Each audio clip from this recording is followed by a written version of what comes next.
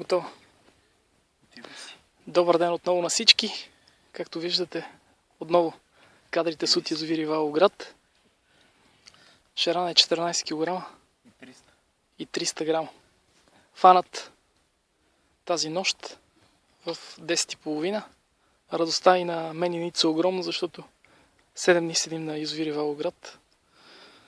И най-сетне късмета ни сполетя. И Цукарп се беше отчаял, но ето, че вече и настроението му се върна и желанието за риболов. Какво да кажа друго? Прекрасно събитие, прекрасно животно. За нас този риболов се превръща в един голям празник. Очакваме Ицо да изпълни своето обещание. И прасенцето, което е за годишния банкет, да бъде от него, с пожелание за още по-голяма риба до година.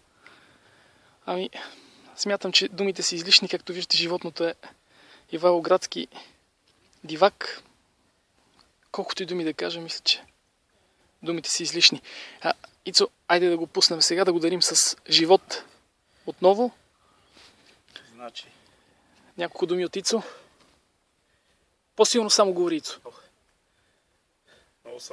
Много съм развълнуван. Но искам да ви кажа, че тая риба е 50% моя, 50% на Марио. Аз съм горд, че имам такъв приятел като тебе и се надявам още дълги години да споделяме заедно риболовните си излети.